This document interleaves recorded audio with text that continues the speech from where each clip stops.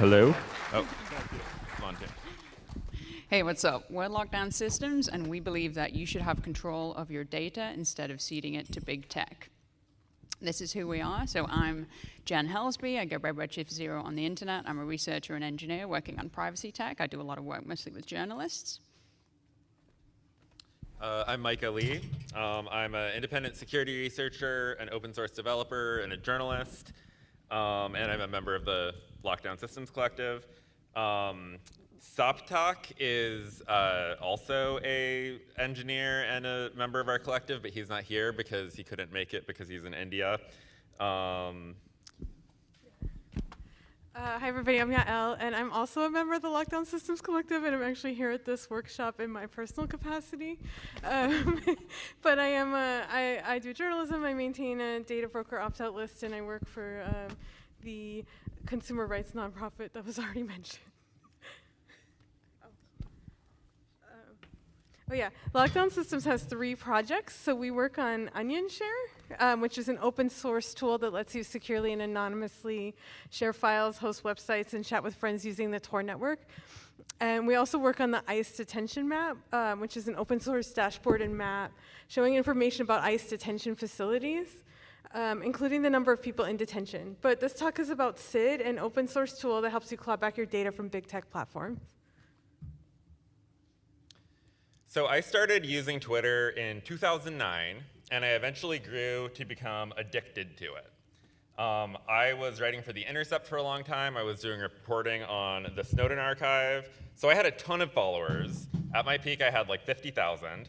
And I got obsessed with like the dopamine rush I would get every time something I posted went viral. But I also attracted a lot of trolls and haters. I distinctly remember this one harassment campaign.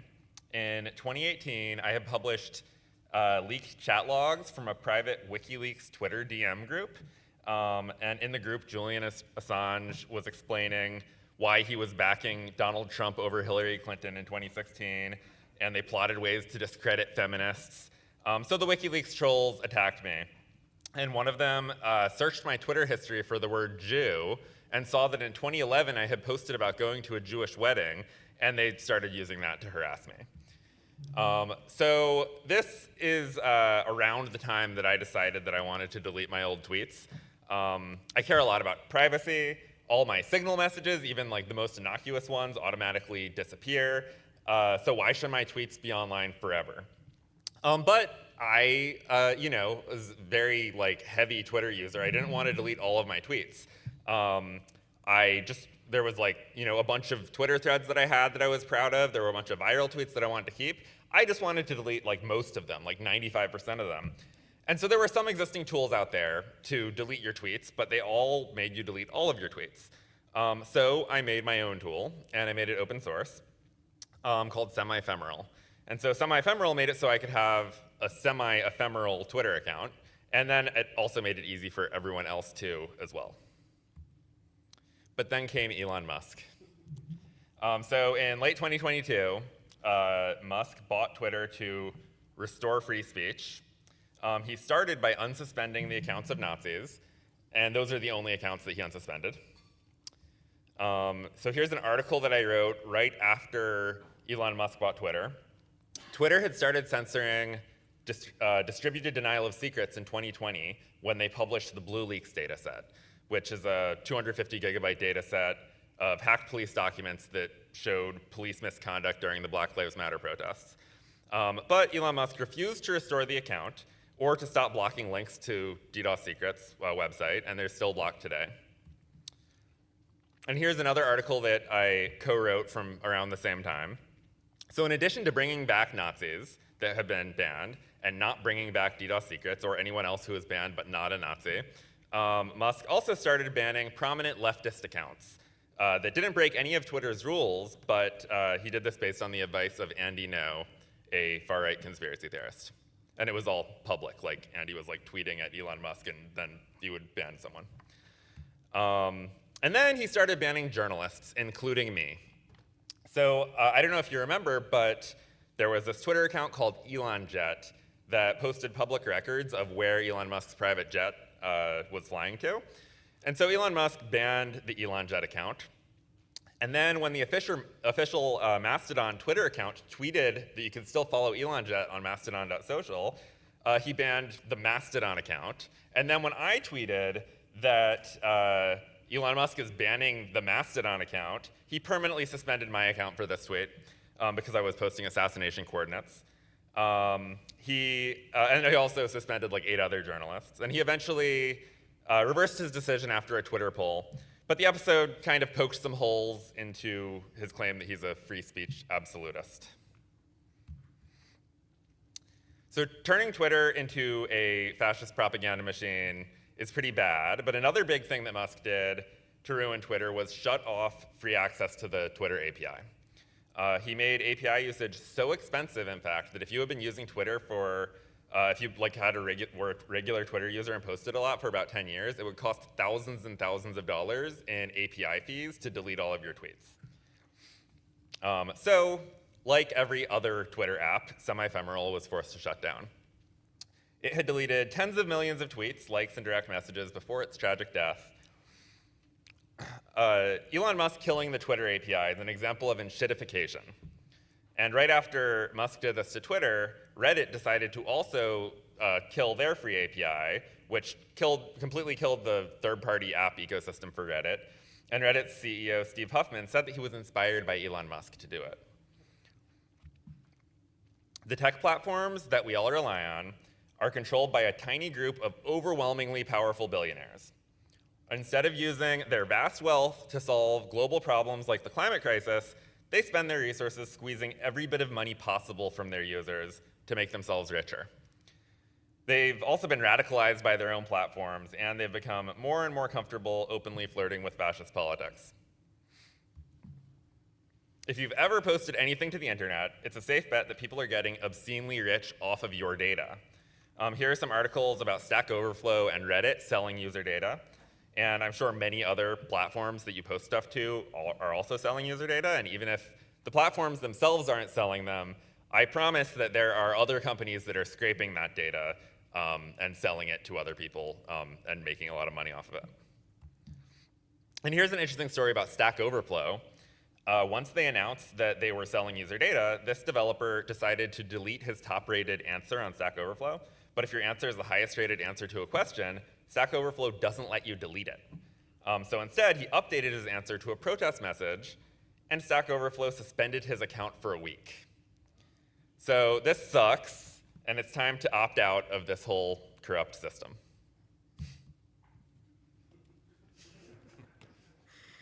So a year ago, I found a really old social media account that I kept for a few months over 2 decades ago. I had an audience of maybe 5 or 6 friends. And I didn't realize this account and my handle were associated with my email address. So obviously I didn't want that information floating around, or I thought maybe there were some details I wouldn't want widely publicized. I didn't have time to reread the whole thing. And I think this is something that has happened to people if you've ever been active on Twitter. You might have hundreds or thousands of tweets that might not reflect who you are today. Maybe you like this celebrity who's been canceled and you hate them now. What happens to a lot of people is they post personal things like family photos, and then they become more high profile, and suddenly they don't want those up there anymore, or maybe their account becomes a professional account. Sometimes people badmouth industries and then get jobs in those industries. Or maybe you just don't know what's in there but don't have time to go through everything. And maybe you just don't want to be somewhere anymore because the company was taken over by fascists and fired its trust and safety team, and it's turned into a toxic cesspool, and you don't want to support it or contribute to its growth. Maybe not everything has to stick around indefinitely.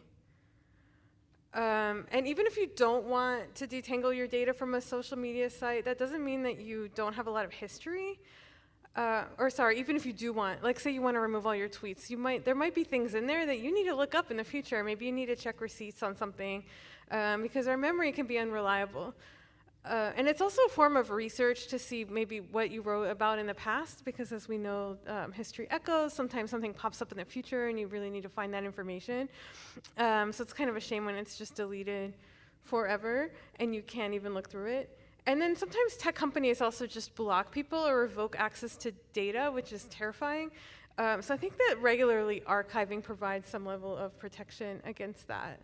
And I think that we should own our own data. Just because we choose to share it in a specific forum doesn't mean that that forum should own the data. And we should have control over where it goes, how long it stays, and be able to import it wherever we want.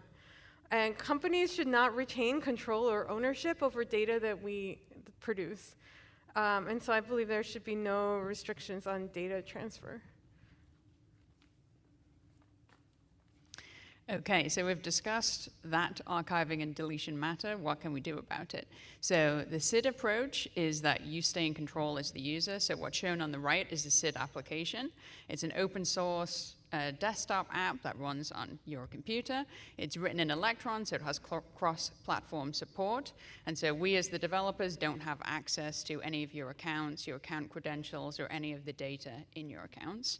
So the way that it works is you sign into your social media accounts, and an embedded browser will download your data and then prompt you to delete what you choose.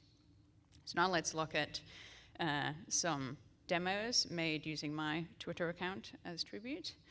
Okay, so here we see the embedded web browser. So you log in using your credentials. Again, the credentials stay on your system. And so once we log in, the first thing that SID is going to do is browse to populate your username and your avatar, your little profile picture. So the first thing that we want to do when we first use SID is populate a local database with all the data that's on Twitter in this case. So I'm saying, hey, I want to use the embedded web browser. So we also support using X's export tool, which we'll talk more about later. Here I'm unselecting the Save My Direct Messages option so I don't embarrass myself in front of you all. And then SID lets you know what it's going to do, and then it's going to scroll down to the bottom of your Twitter timeline and then save them all. So it does the same thing with likes, bookmarks, DMs if you enable that option. So you get the general idea. So after a few minutes, and how long that takes depends obviously on how much data you have. There we go. So yeah, so once it finishes, it's going to build a database locally that has all of your tweet data, all the media, photos, videos, animated GIFs, and it's going to save that in a SQLite database. It also will populate a static site. So we generate a static site that you can browse locally. So here, we'll scroll down. It has all your tweets, videos, images saved. So, you know, if for some reason you want to keep your Twitter data, you can do so. Okay, so now we've got a local database populated with all our Twitter data, and we can delete our tweets or retweets, or both. So here we've built a local database, and I'm selecting, okay, yeah, I want to delete both tweets and retweets. So it's going to let you know, okay, here's what we're going to do. I had about 300 tweets and 300 retweets. And once we hit start deleting, you'll watch SID slowly remove. Quickly remove. So quick. Yeah, and so we have a beautiful quote here from Max Eddy at Wirecutter from New York Times, who was describing his emotional reaction to destroying his Twitter account. Photos from my wedding, gone. Photos of my pet rat, Pepper, gone. The process made me choke up a bit. He had a much stronger connection to his Twitter account than I do. But at the end of the process, all your tweets are deleted, and so now we'll talk a bit more about how SID works. Okay, so SID is an Electron app, and the reason why we picked Electron is because SID needs to be able to control a web browser. And Electron has a web view tab that a lot of the other frameworks that we looked at don't have and don't support. And specifically, like in this web view, we're able to load URLs, wait for the page to finish loading, and then inject our own JavaScript into the web browser and get return values from like the functions that we call. So using that, we can, because we can inject JavaScript, we can basically completely control the browser and do whatever we want. And this, by the way, is why cross-site scripting is so bad, because it's the same thing. If you can inject JavaScript into a web page, you could do whatever you want.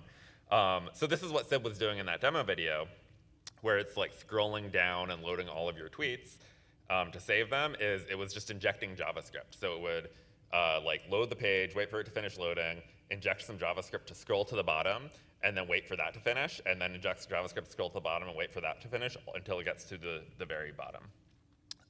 It turns out that most of the data that SID needs to collect when you're actually like downloading the local database isn't actually in the DOM tree, but it is still in the browser context. So it's in API responses that get sent to the browser. So SID doesn't directly use the X API. We can't, it's stupidly expensive, and this is like an open source thing that anyone can use. But the X web application does use the X API.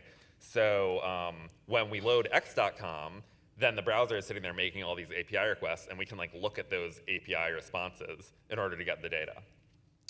So here's a screenshot of Firefox web developer tools inspecting one of the API responses with a bunch of tweets. So each time you scroll down and it loads more tweets, this is the API response that it gets, and then here's a list of all of the tweets, including like all of the data that we want, like the number of retweets and the number of likes and things like that, which is not easily available from the DOM. But it's a bit more complicated than this. So in Electron, SID can monitor HTTP headers that are going through the web view tag, but it can't actually see the HTTP response bodies because they're using HTTPS. But what we can do is we can make all the traffic in the web view go through a proxy server. And we could also define exactly how certificates get verified in the web view. So what SID does is on your own computer, it creates a little man-in-the-middle proxy server with a local self-signed certificate authority. And so when it injects JavaScript into the web view to scroll down all the way, the man-in-the-middle keeps an eye out for specific API response bodies. And when it sees the types of data that it's looking for, it saves it to your local database. And note that the man-in-the-middle proxy is only enabled like when we need to pull data out of the API, so it's not actually enabled like when you're logging into your X account, although it's all happening locally on your computer anyway. And SID doesn't just passively read data from the X API. It also writes to it when you're deleting tweets. So the first version of SID deleted tweets one at a time, basically like this. It would load a tweet, wait for the page to finish loading, click a menu, click delete tweet, click yes, I'm sure, wait for it to finish loading, and then when that's done, load the next tweet. And this would take a very long time, and just loading like hundreds and hundreds of tweets would start triggering rate limits. And so the X rate limits are basically if you do enough stuff in a small period of time, it makes you pause for 15 minutes. So it would end up taking like a very long time. But we discovered that it's much faster to just send an API request to delete each tweet, but like from the web browser's browser context. So here's how SID deletes tweets now. This way is basically equivalent to loading x.com, signing into your account, opening developer tools, and then copying and pasting some JavaScript into your console and running it. And it's hundreds or even thousands of times faster than manually clicking around to delete each tweet. And for some reason, the deleting tweet endpoint is not actually rate limited. So it just like goes through. But if it does become rate limited, SID watches for that and respects it. And also I'd like to thank Luca Hammer for this trick, which SID copied. He made it this really popular project called TweetXer for quickly deleting all of your tweets using this trick. And it literally works by logging into your Twitter account and copying and pasting stuff into your console. And so SID basically just does this, but it's very user-friendly. You just install it on your computer and click a button, and it just does it for you.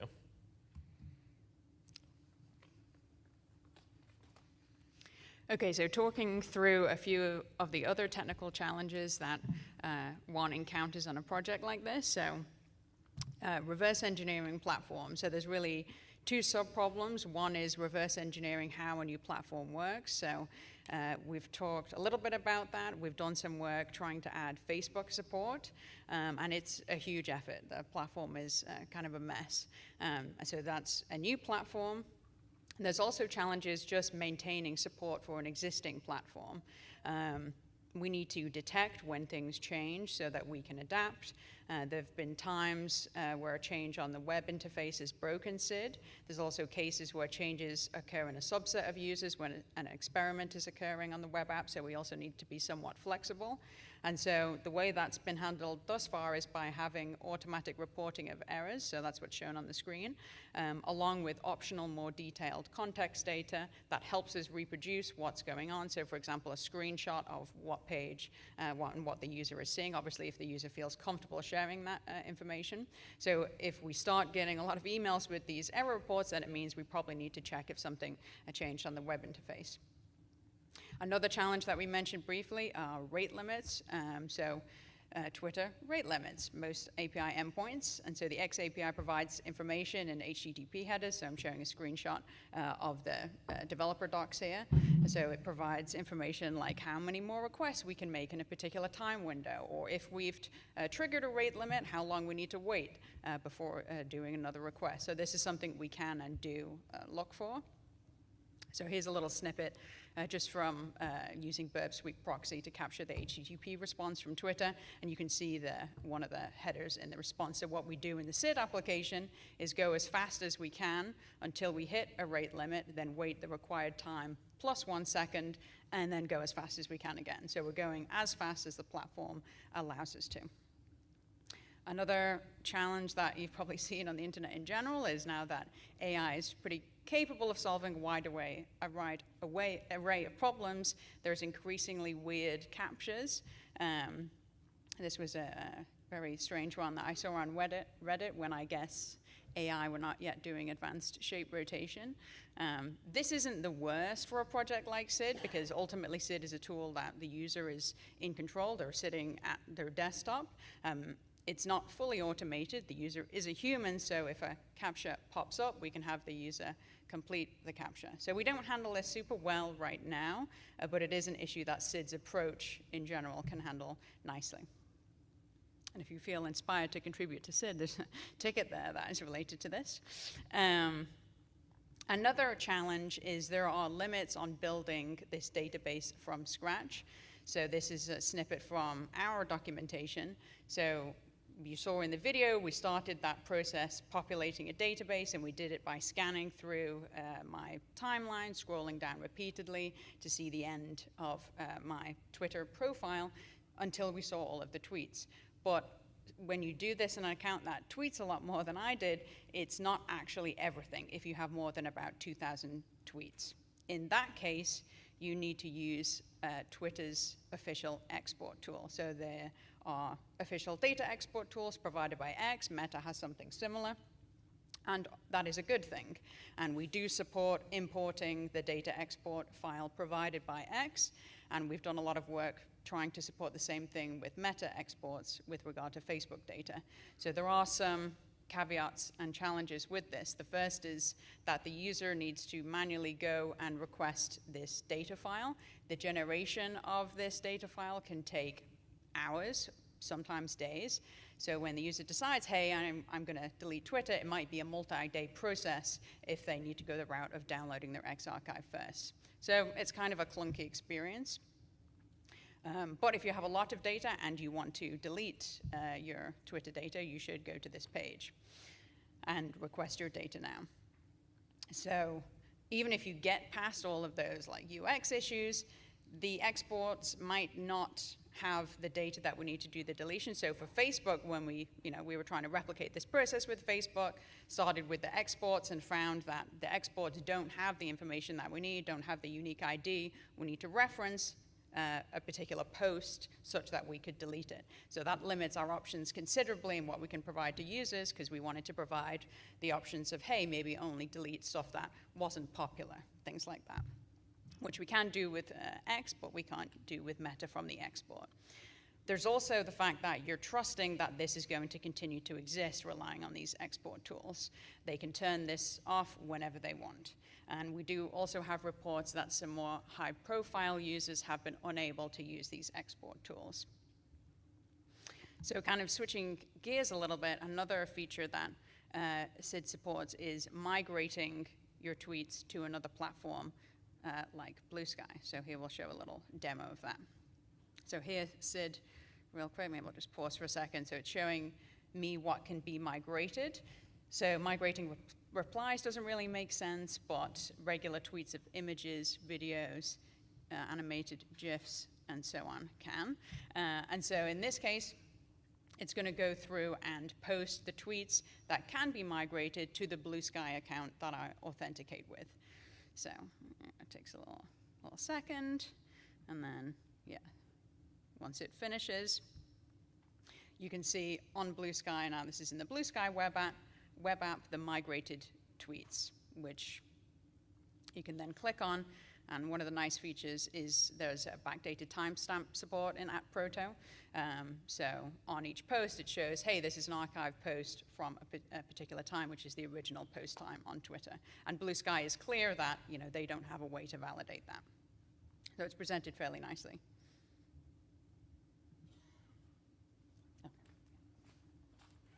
Okay, so when we started to add Blue Sky support to SID, it was like a breath of fresh air compared to working with X. And so if you're not familiar with it, Blue Sky is based on the @proto, which is an open and decentralized network for building social apps. And Blue Sky is only sort of decentralized. Right now, it's mostly centralized. There's mostly just one Blue Sky, but it has 38 million users. But it supports migrating those users to and all of their followers and everything to other @proto social apps if they ever start appearing. And then it also has a bunch of other decentralized components like custom algorithmic feeds that people are running and labeling services and things like that. And adding the migrate to Blue Sky feature was really easy because we could just use Blue Sky's open APIs and libraries and don't have to do all this browser automation stuff. Like redshiftzero was saying, one of the cool things is backdated timestamps.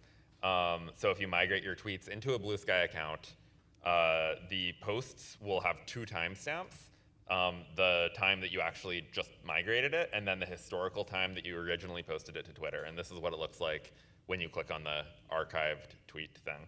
And we've also talked about trying to support migrating into Mastodon also, but Mastodon doesn't support backdated timestamps.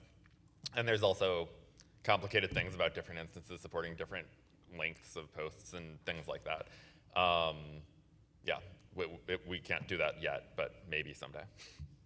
And yeah, so when I first made semi-ephemeral, it was pretty popular, and it turns out that a lot of people really wanted to just be able to delete their old tweets, but not actually stop using Twitter. They wanted to have an ephemeral account, so you continually are glued to your phone and tweeting all the time or whatever, but only the last month of tweets is available, and then everything else automatically deletes.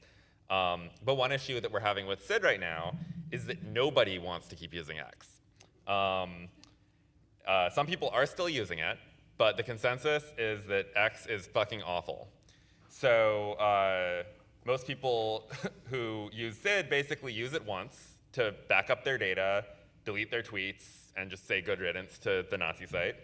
So this is why in the future we're planning on adding Blue Sky, full Blue Sky support to SID, so that basically SID could be kind of like semi-ephemeral for Blue Sky, so that you could actually just have an ephemeral Blue Sky account where things automatically get deleted. And with all of the same settings where you could actively be posting to Blue Sky, and if something goes viral, you can keep that, but you can just delete all of the 95% of the crap you don't care about, basically.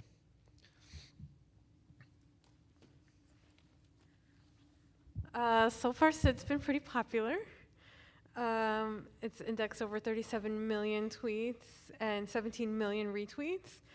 SID has also deleted 29 million tweets and almost 13 million retweets. And then migration is a paid feature, but even so, people have used SID to migrate just under 83,000 tweets to Blue Sky. So Lockdown Systems is a worker-owned collective, and our goals are to build freedom and privacy tech to enable users to take control of their data, choose what to reveal to the world, and protect themselves from unwanted surveillance. So Lockdown Systems exists to help people pry back their data from big tech. And we wanted to try something a little different with the collective structure. by using consensus decision making. And while we do accept donations and grants, we still operate as a company. And next, we're going to talk about our 2 other projects. So Onion Share is an open source tool that I started in 2014 to make it easy to anonymously and securely share files using Tor Onion services.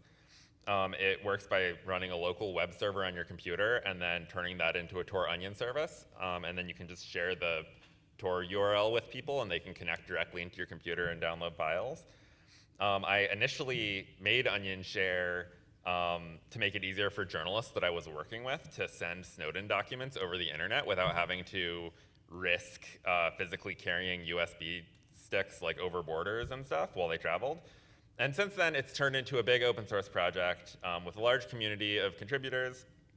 It supports sending files to other people and turning your computer into like an anonymous Dropbox where people could just upload files to you, and hosting static websites and hosting anonymous like ephemeral chat rooms.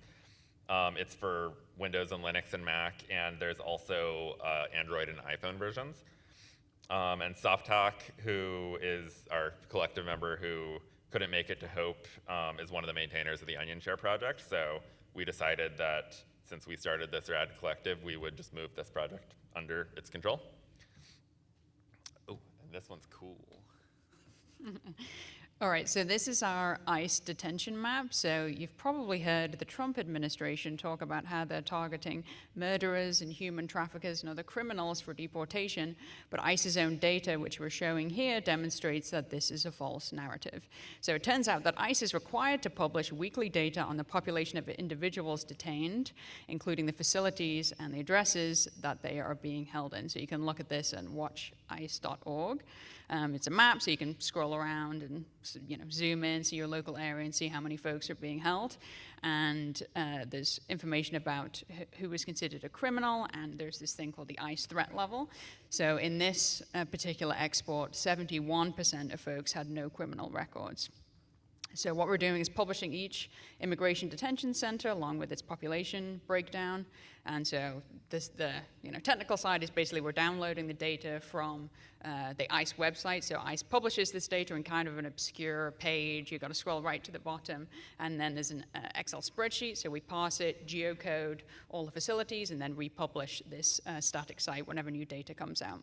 And so this, like almost all our projects, is open source, and you can contribute.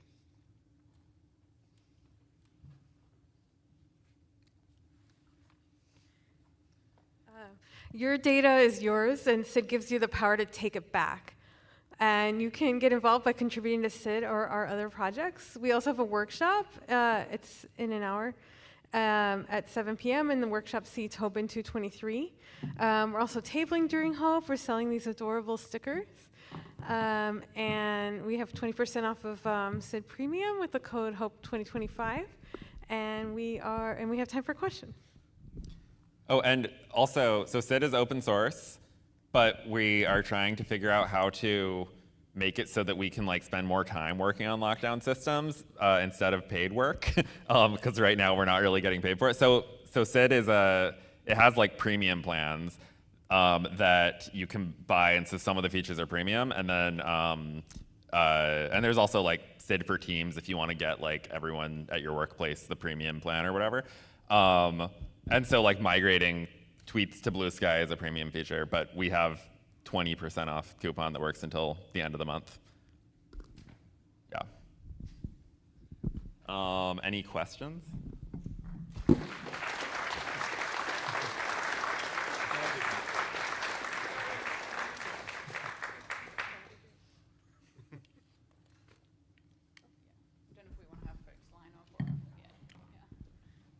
Oh, and here's a mic for this side. Now that I'm all the way over here. Thank you all for what you're doing. It's amazing. I was curious as to whether you've had any pushback or fighting back from Twitter against things like SID working. Have there been countermeasures you've encountered, things like that? We are unaware of any targeted countermeasures. We are but humble programmers tending to our code bases. So I have a few questions. How often does it break, and how many platforms are you trying to support? That is a good question. So I think it's actually broken only like 3 times. Like there's been various bugs in SID, but there's been a time that we still need to fix that are pending. But in terms of a change on X's website breaking it, I think that's only happened like 2 or 3 times. It's been kind of rare, but it's basically been like suddenly they like slightly changed the format of their API responses, and we suddenly realized that that it like wasn't working to index tweets anymore, and then we'd have to go and like reverse engineer it and fix the bug and then make a new release. So basically at the moment we support X, and we have some basic support for Facebook, but not very much, but it's like hidden behind a feature flag because it's not ready yet. And then we are going to add support for Blue Sky. I mean, I don't know. At first I wanted to support like tons of stuff, but it turns out that it's a lot of work when you can't use the API. So I think that like it'll be way easier to just add support to stuff that isn't a piece of shit, where you're able to use the API, because it'll be way easier. So yeah, like I think that Blue Sky support will probably come long before like Reddit or other things. As the non-coder on the team, I'm always really impressed by how quickly the bugs get fixed. Thank you very much for the work you're doing, especially on the ice tracker. I've come across it, and it's great work. For the Twitter/X, what if you've already like deleted the account? I mean, archived the stuff. Are you able to use SID to upload that archive, or is it only if you've actually used SID to remove it? So if you have the archive, then yes, you can load the archive. We just released that feature like in the last month. You can use the archive to migrate stuff to Blue Sky, for example. So that does exist. So when you first load SID and you click X, there'll be a little button that says archive only mode. Yeah. Thank you. Who did the illustrations? Oh, this is One Dark One. She is awesome, and she made all of the art for us. And all of the collective members, we all have our own turtle, so we're kind of like the Ninja Turtles. Yeah. Yeah, Oh, I'm yeah. gonna Yeah. bring this back to my company. Thank you. Yeah, Hot Iron Creative is the name of her like logo design thing. I have some questions from the online audience. So the first one that comes from Ghost Potato is, I never really used Twitter, but I did use Facebook for many years. I've wanted to clean out that entire account, but it's brutal to handle manually. Is there any plan to have SID also support scrubbing data out of other sites such as Facebook in the future? Out of other sites as well as Facebook, or? Such as Facebook. Such as Facebook. Yes, and we are going to implement deleting stuff from Facebook. It's taking way longer than we thought it would, because Facebook is like a really sloppy nightmare that was, crafted over the course of like 20 years of spaghetti. So, but yeah, we are going to make it. I mean, Facebook is also challenging because there's so many different types of data. We're definitely going to make it so you could delete posts on your wall, but it's a whole other story about like, what about all of the Facebook groups that you're an admin of? What about Facebook Messenger? What about like all of this stuff? But yeah, we're definitely going to have at least partial support for Facebook. Great. And another one that comes in case there's other ones. I think you talked a little bit about this, Micah, but this question is from Prestel Pirate. Will SID support migration to Mastodon? I think it was the backdating issue. Yeah, we have an open issue for it, and maybe. I mean, part of one of the things that we are running into is that like we have limited time because we're not actually making money off of this yet, and so we're like spending our time on work that pays. And so when we do spend our time on it, it's like one of the reasons why I'm really more into Blue Sky at the moment is because Blue Sky has like 38 million users, and the entire Fediverse has like less than 1 million. And so it just seems like it might be like positively affecting way more people to go with Blue Sky. But I would like, it'd be awesome if Mastodon was support existed, and it's an open source project. So if anybody wants to work on Mastodon support, we will absolutely review your pull requests. And that's probably a good segue into another question from, this is BX Roberts, who asked, can you talk a little bit about how you are a worker-owned collective? How do you approach decision-making and all that? Do you want to? Yes, it's actually pretty fun. We have regular meetings. We take turns with facilitation and etc. And yeah, we make decisions collectively. So we make proposals and they're voted, or not voted on, but it's like by the consensus. So we all agree to it. It's kind of new to me, but it's pretty cool. Yeah, it's so it's our whole decision making process. There's no one in charge. There's no leaders. We're all collective members. We all each have one vote in a decision, except that the way decision making works is if we want to do something let's switch from for example, switch from using Proton Drive to using a self-hosted Nextcloud, then we someone makes a proposal, and then we talk about it, and then see if anyone has concerns, and if someone has a concern, then we make a competing proposal that addresses that concern, and then when everyone agrees, that's consensus, and we've made a decision. So it's kind of cool to not have a boss.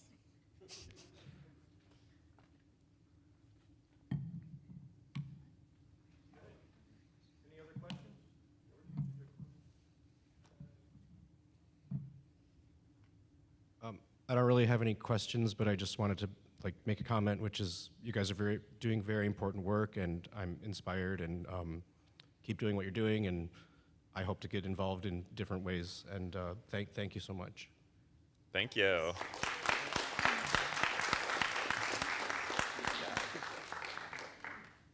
To what extent are you confident that in the aftermath of deletions as seen from the UI and public sphere, that back-end deletions are actually occurring within a fixed, predictable retention?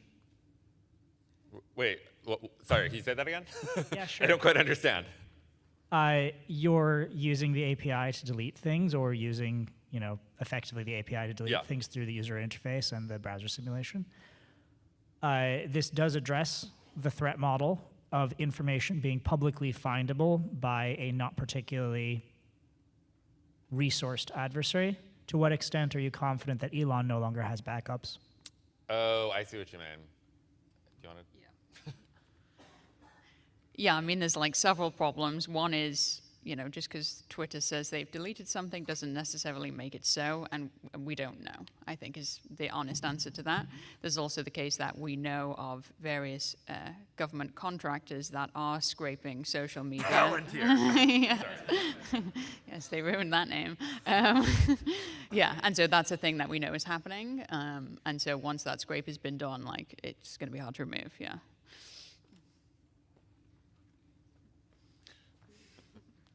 So you mentioned that the Twitter web app uses the Twitter API internally, but is presumably not subject to those API costs. I assume the web UI manages to authenticate itself somehow to Twitter, well, whatever we're going to call it.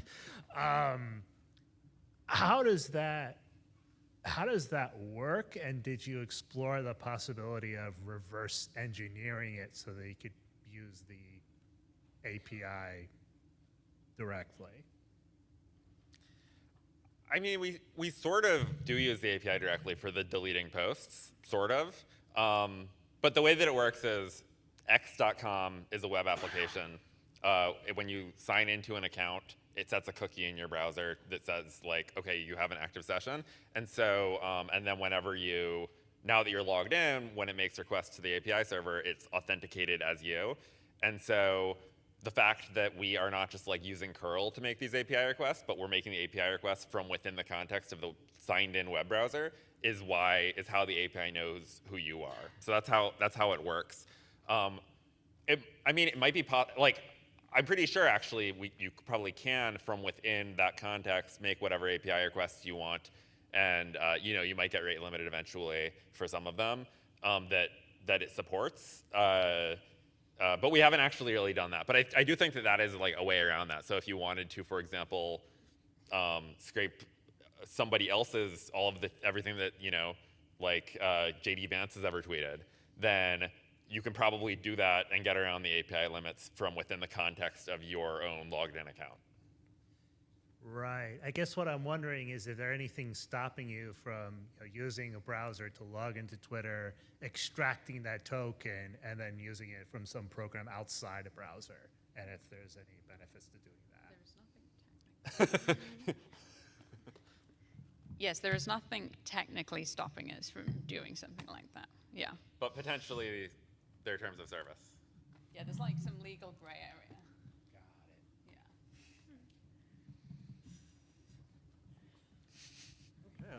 I think this was timed perfectly. Sweet. You have one more quick question? All right, we got to make it really quick, though. My question was around like pluggability of making something like this. I see other people who are engaged and other people taking back their data, cleaning stuff up. How do you see this becoming a pluggable item for like a tool chain for other people to build ways for people to do more than just cleaning up their X? One of the nice things about SID is when you save your data, browse through your own account to save all your data, or even when you import from an archive, it saves it all in a SQLite database that's just like in a file in your documents folder.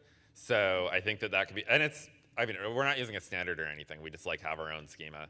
But I do think that you could use SID to scrape a bunch of data, and then you can you have a SQLite database, you can do whatever else you want with it with other tools. So that is one thing. I mean, I think because it's a desktop app, it's kind of hard to chain it together with other apps. And it's kind of hard to not make it a desktop app, especially the authentication stuff. If you're using a YubiKey to sign into your X account, how are you going to do that, on a server on a script that you're running or whatever? But it is all very transparent how it's stored on your computer, and it's just in a SQLite database. Thanks. All right, wonderful. I think this is perfectly timed. Thank you, everybody, for your thoughtful questions. Let's give it up for redshiftzero, Yael, and Micah.